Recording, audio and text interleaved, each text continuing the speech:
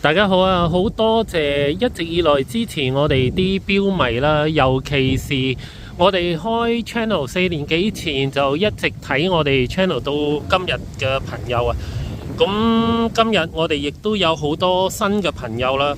咁如果你哋仲未知我哋呢個講標嘅 channel 同其他嘅 channel 係有唔同嘅，咁我哋成日都嘗試用唔同嘅方法啦，去拍我哋啲影片啊，亦都好夠膽去挑戰一啲大牌子嘅作風啊，或者係行內一哥嘅啲所謂做法啊，亦都唔怕即係得罪人啦。尤其是係嗰啲渾水摸魚之輩啊咁我哋冇一個團隊去製作我哋嘅內容嘅，亦都冇一個團隊去做資料搜集啦，或者剪接啦、拍攝啦。咁其實所有嘢係得華哥同我啦，大部分都係我哋兩個喺度噏嘅。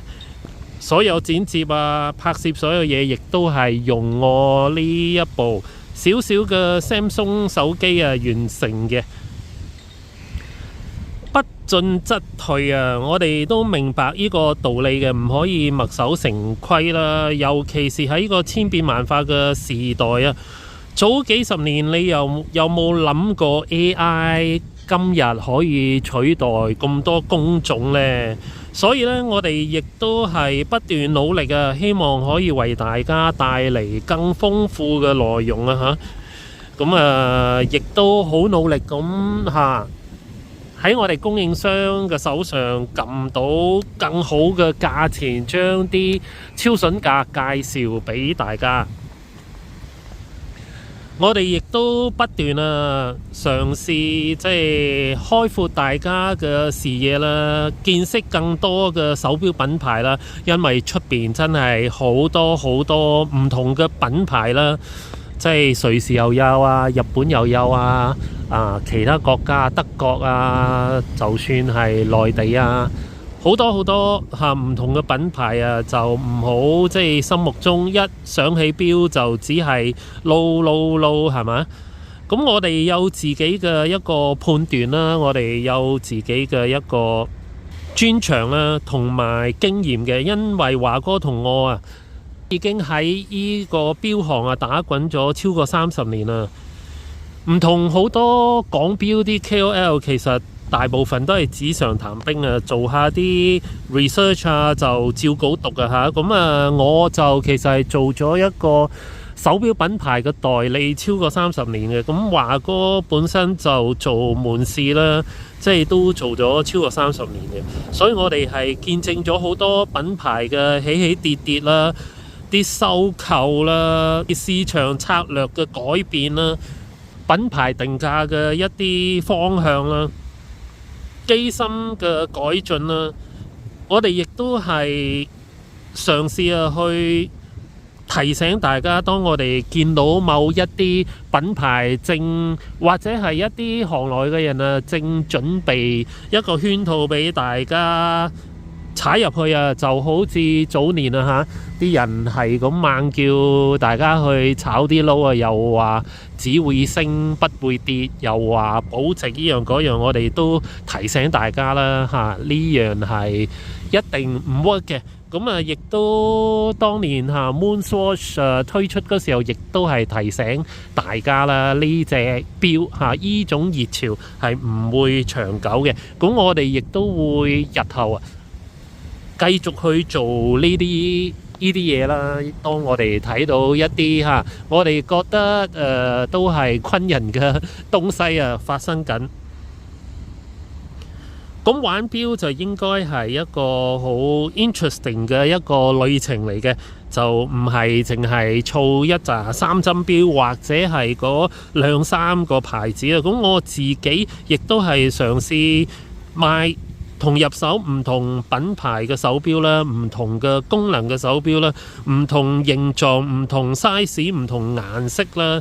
咁就唔好信啲人講話依家潮流興啲咩，呢啲只係一個藉口佢哋想賣你嗰隻錶嘅一個藉口相信自己嘅判斷啊，亦都盡量令自己嘅 collection 更加豐富，咁你玩錶嘅旅程先至會更加愉快、更加開心啊！咁如果大家有留意到啦，我最近啲片都有加翻啲英文字幕啦。咁嚟緊可能都會考慮加埋啲簡體字嘅，因為我嘅家鄉啊新加坡啊嚇，咁佢哋係用簡體字嘅，咁有好多我啲朋友都唔識廣東話嘅，所以都唔知我喺度噏乜啦。咁當然啦，國內嘅市場亦都好龐大啦，佢哋亦都係用簡體字嘅。咁雖然喺國內睇唔到 YouTube 啦，不過要睇嘅人總有佢哋嘅方法嘅嚇。咁我都盡量係可以 reach out 去越多其他嘅國家啦，喜歡錶嘅朋友啦，一步一步啦。咁我哋會堅守住我哋嘅信念啦。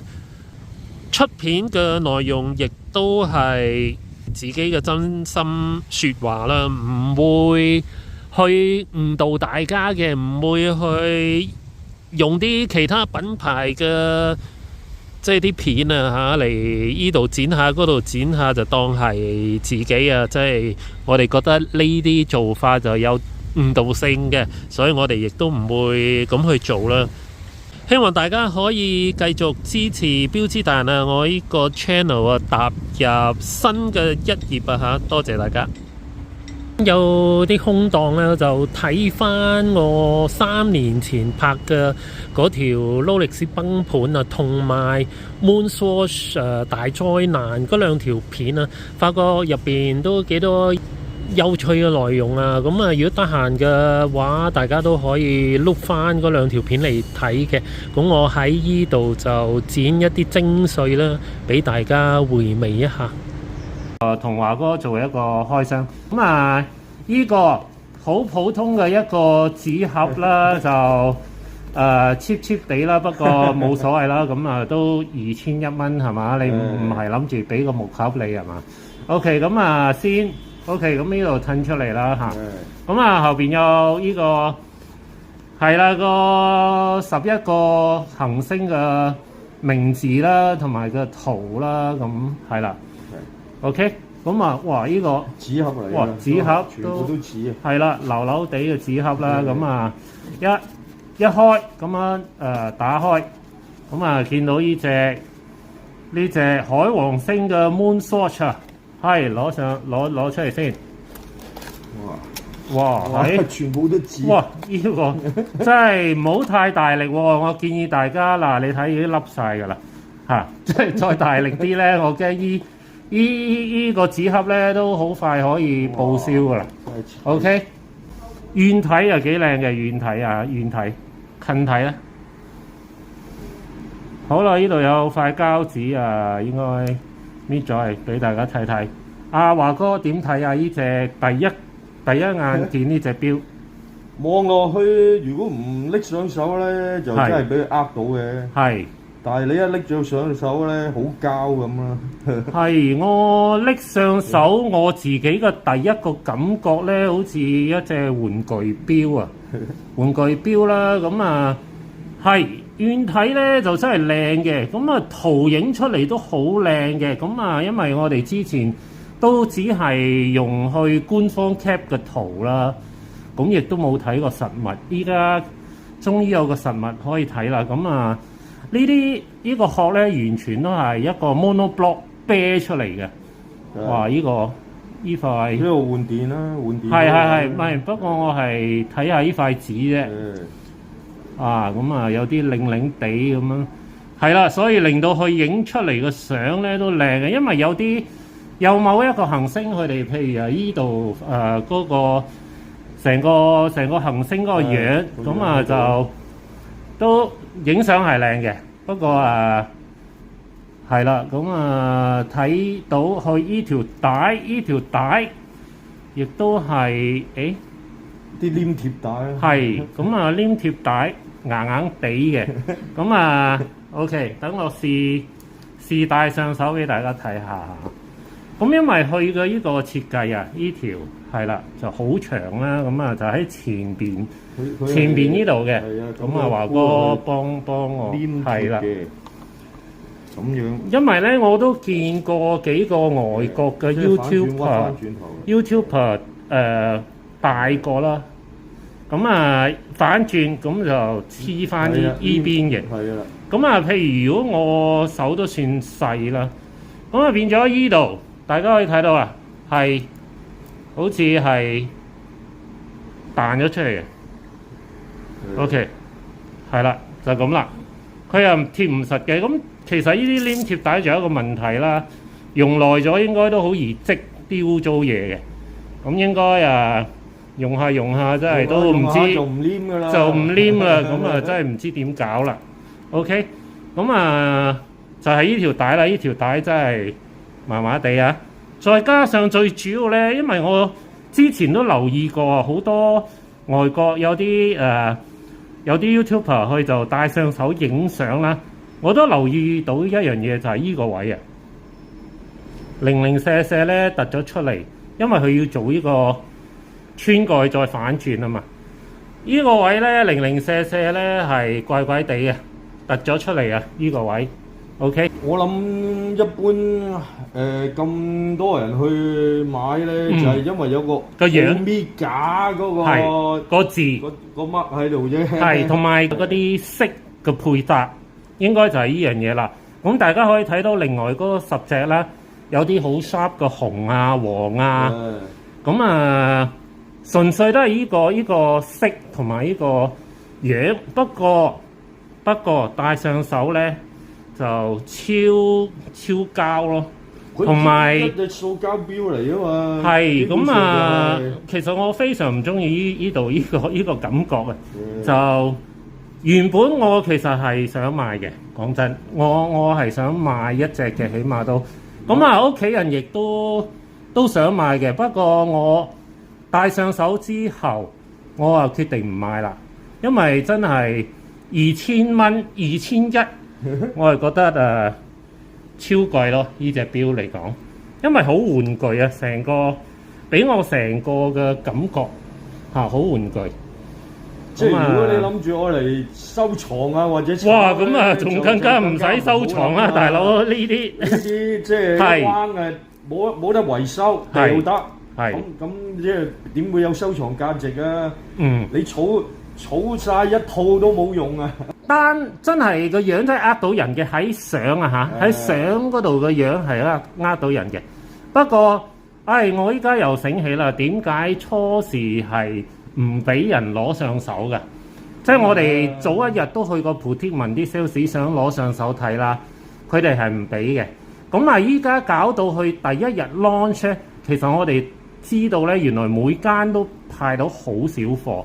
好少貨，再加上原本每人2個籌變咗1個籌，即係好多人攞咗嗰1個籌，就好似中咗獎，係入去係唔會攞住個籌入去唔買噶嘛。即係咁，真係必買嘅喎。即係有個誤導嘅成分啊嘛，你唔好以為真係 Omega 至得㗎。係，唔係咁我原本就諗2100都好抵喎，有個 Omega 嘅。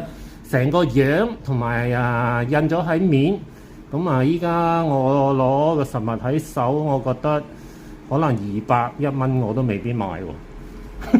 即係可買可唔買啦，又唔係話咩咁特別嘅嘢。係咁如果你講即係都有啲朋友啦，咁尋晚都掃晒11隻，咁11隻。其實都係一樣啫，一樣嘅。即係你唔好攞隻 Moonwatch 同呢隻比較人哋嘅機械，完全都唔係。人哋嗰啲係真係有個收藏價值嘅機械錶。你呢啲咪咯，石英錶堅格係即係你嗰個 Bioceramics 其實就係膠。你呢個結構係彎咗都唔俾人哋維修啊，即係要你掉啊。咁你買隻咁嘅錶你哋認為有咩價值啊？即係我哋玩具咯，即係當玩具咯。咁咧，阿華哥將會同大家分享去30年前 Swatch 嘅珍藏啊，阿華哥。係。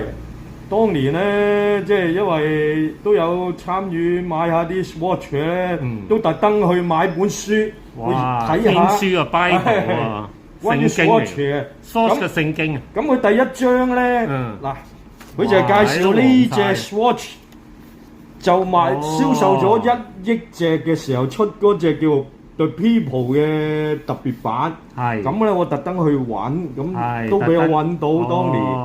咁到而家呢隻錶都擺咗超過30年，都應該30年啦，真係。咁你認為當年我揾嘅時候都超公價買啊？呢隻係超公價買，公價300幾蚊啫嘛，但係我好似唔知600蚊咁上下啦。哦，咁即係當時你都食炒價。咁覺得咦？哇！哦，真係俾呢本天書呃到喎。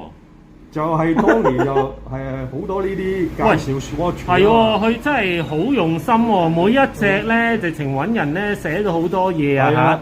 因為當年資訊冇咁發達噶嘛，咁係靠買啲書嚟睇噶嘛。咁啊，又靠佢哋嗰啲寫作人啦，佢點去講邊隻有咩特色？我就話俾啲而家嘅年青人聽啦，又唔好再好似我哋當年咁啦。呢啲咁嘅膠錶擺咗30年，掉出去都冇人要啦！而家，唉，即係你係咪壞咗啊？冇得整。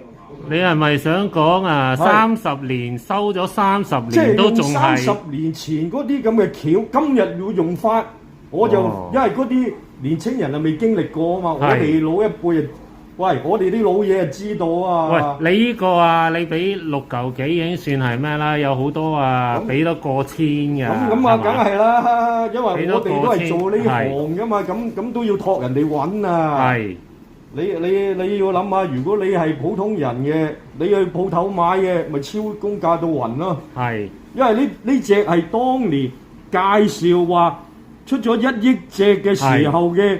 紀念版就係佢個錶面度咧，有20幾個國家嘅人種話印咗落去個錶面度，用呢啲咁嘅嘢係用一個故事，用一個故事去牽動人哋個嗰個叫做好感。係啊，咁其實同依家呢個 Moon Swatch 一樣啫喎，去利用 Omega， 冇錯啦，用 Omega 同行星嗰個概念同埋啲唔同嘅顏色去做一批呢啲膠錶所謂，咁啊華哥你呢隻膠錶收藏咗30年，仍然係一隻膠錶，係唔好戴添啊！冇諗住戴一屈就斷㗎啦條帶，係而家直不甩硬刮刮啊！係，唉，哇！所以我就話俾啲人聽啦，電子錶咧，如果你買得多都冇用㗎，呢啲咁嘅膠錶，即係你只有愛嚟欣賞，你唔好諗住有咩價值啊，即係擺咗30年，係咩價值都唔係，係只可以自己懷緬翻個係啊嗰個時光喺30年前內，係都有即係好似而家一般追求收藏啊呢啲年輕人咁一樣。係啦，咁其實如果大家都係想回到，即係如果大家想30年後睇翻你自己隻 Moon Swatch 咧，就千祈唔好2100蚊，原來你係用咗超公價去買，之後30年後都仲係一隻膠錶，唔值錢嘅膠錶啊，仲要冇人要㗎啦依家。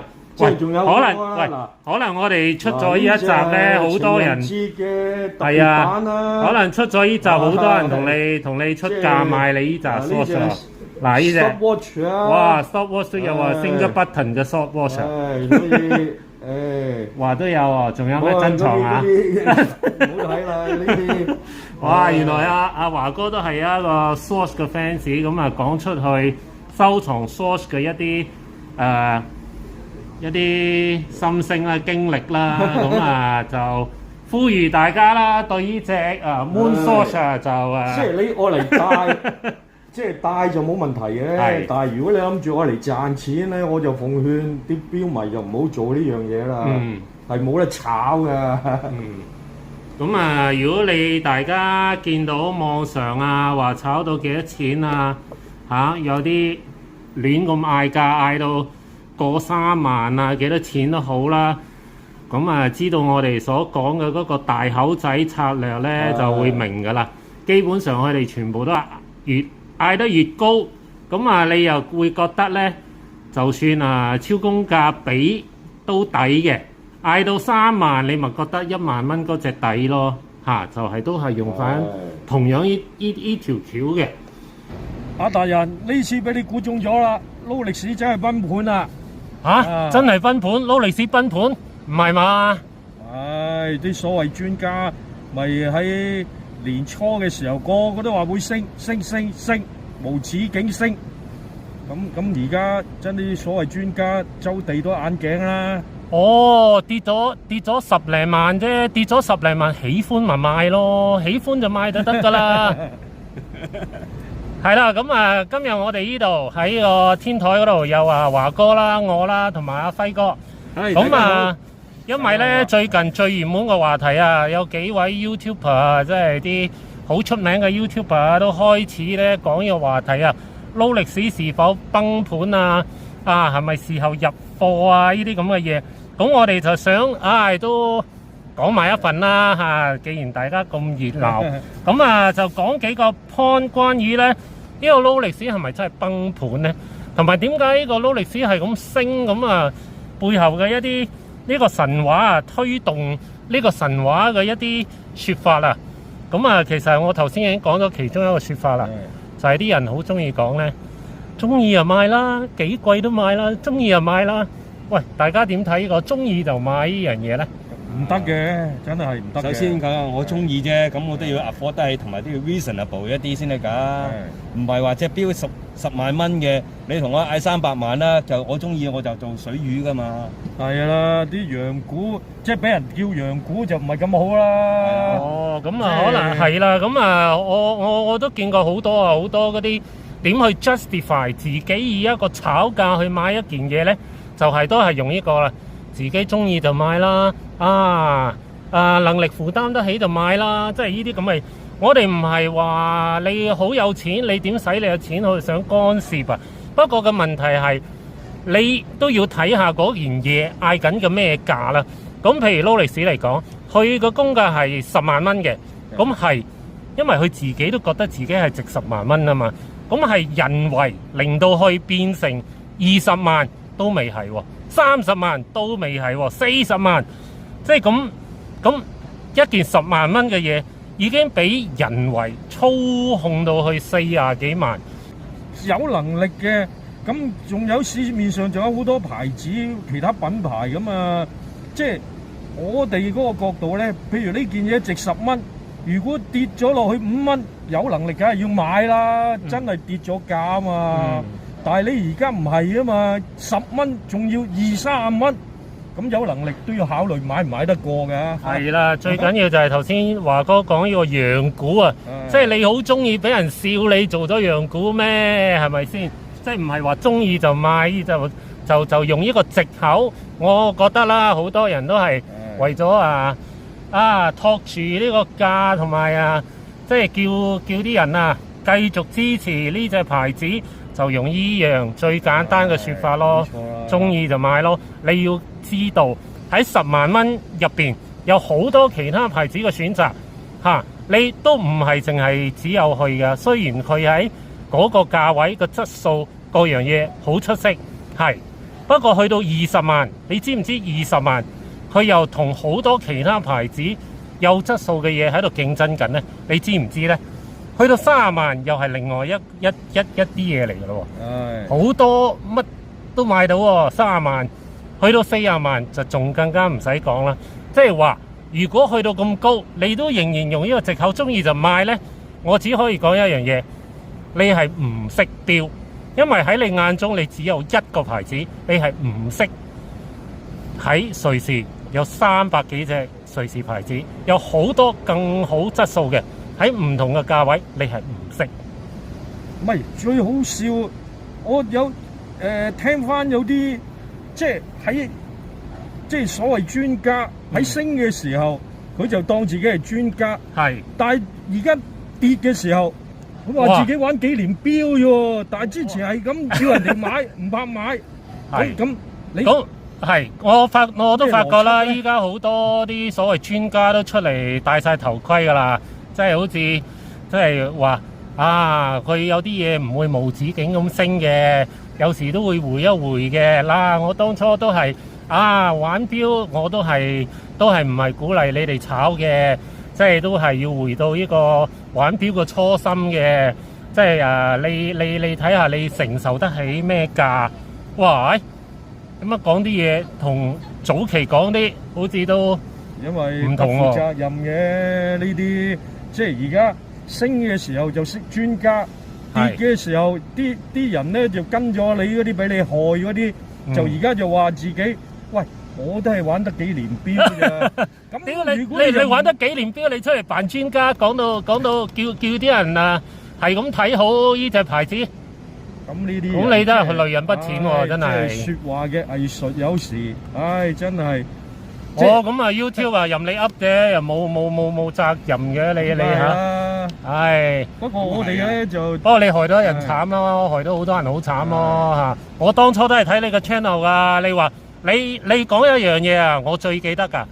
如果勞力士崩盤啊，多我都接噶，記得聯絡我啊。喂，依家。我又好想聯絡你啊！我有好多勞力士想買啊，大佬。咁依家變咗講咩啊？依家變咗講貴啊嘛！而家去唔係依家變咗講，唔係每間鋪都有啲有某個資金嘅，唔會無限同你收啲錶嘅。喂，咁如果係咁，即係唔係話我隨時跌咗幾多你都同我買啦，大佬！我而家等錢使啊！冇人同我買啊！我好慘啊！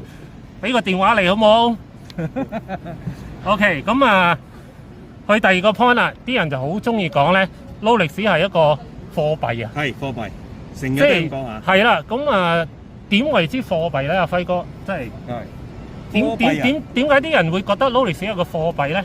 因為可以買嘢噶啦嘛，係咪啊？咁點解人哋會用一個 point 咧，話你買好多人會繼續買勞力士啊，因為佢係一個貨幣啊。點解咧？咁即係可以買啦，隨時套現啦，係咪咁嘅意思啊？係隨時套現，又可以隨時咦，除低隻錶，我唔當錢係啦，當錢啦。即係你去到世界各地啊，好多人都好中意用呢個例子噶，一錶防身係嘛？係啦，世界通行啊，係咪？係啦，咁啊 OK。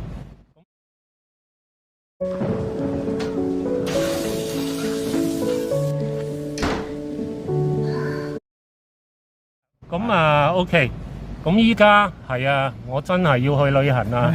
我真係嚟到香港啦！我喺邊度嚟咧？我喺新加坡過嚟嘅。OK， 我依家等錢使啊！我隻撈啊，好啊！請問啊，有邊個同我接啊？我依家真係啊冇錢俾酒店啊，冇錢食麥當勞啊！好似話咁點啊？封盤喎，有啲地方係嘛？喂，封盤咁真係冇人買我隻錶喎。因為太多人放噶嘛。咁點為之貨幣咧？咁基本上我哋就覺得咧，呢個勞力士咧，佢基本上都冇一個公平嘅平台俾人去買賣啊！即係，哇落雨，唉個天都唔幫我啊！好，我哋暫停。哇，頭先突然間，哇落一陣雨，真係連個天都興喎，真係。係啊。個天都崩盤啊！個天都崩盤喎。係啦，咁啊頭先講到貨幣呢樣嘢啦，咁貨幣，咁你話貨幣啦，佢都冇一個公平嘅平台嚟同你講買又幾多錢，賣又幾多錢。預期都係嗰幾條友喺度豬牛羊自己報價，報啲價又係佢自己噏嘅，係嘛？好似阿輝哥之前都有講過啦，呢個佢哋啲價錢係點嚟嘅咧？就係大口仔嗌價。係，阿輝哥講下啦。阿輝，而家啲價錢即係佢都係好似嗌價啫嘛。嗱，而家你好似你或者再示範一次啦，輝哥大口仔嗌價係點嗌嘅？哇，咁好啦，而家之前係啦，之前嘅嗌價30萬啊嘛，係嘛？OK， 好啦，跟住到你嗌啦，你嗌31萬，係，好，咁死啦，咁我賣唔到噶，咁你梗係同我嗌高啲噶啦，咁好啦。咁啊可以賣到啦。嗱，我咪有個比較咯。你都賣到31萬啦，咁我30萬抵唔抵啊？抵啦，係咪 ？OK， 收賣咗之後，咁到你啦。我仲有一隻錶，我就嗌34萬。咁你嗰隻錶咪容易賣到咯。即係好似到後期越嚟越貪喎，幾萬蚊跳喎，好似係嘛？嗌到哇嘭嘭聲，真係貪心得滯呢價。據你所知嗰隻白地嗌到幾多話？嗌到 over 50嘅，但係貼唔到貨啊嘛！呢啲價錢太貪心啦，佢哋實在係。咁啊，嗌到50幾，可能嗰個話，喂，有個行家有40喎，好抵喎，係咪咁啊？咪就係咁咯。即係呢啲所謂嘅豬牛羊報價，你真係信佢一成都死啦。佢哋都有好多人咧知道啦，即係佢哋好多呢啲買賣咧，其實係within佢自己嗰啲自己班友嘅。真正用家去攞到咁高嘅價錢咧，去賣埋咧，其實係佔好少部分。有嘅，不過就係咁。其實講真句咧，咁我哋有時見到啲客買嘢嗰啲咧，如果講真係用家咧，其實真係用家咧，真係唔係咁捨得去到咁同你咁接得咁咩嘅，係約咗好多嘅。係咁當然亦都會有少部分真係願意出嘅。咁但係你越高嘅時候，佢哋嘅呢班客真係會越嚟越少㗎啦。咁啲貨咁點接咧？咪炒家1號接咯，炒家2號接咯，炒家3號接咯。接到佢哋都頂唔順啦。而家以為大把貨走翻落嚟，俾翻嚟。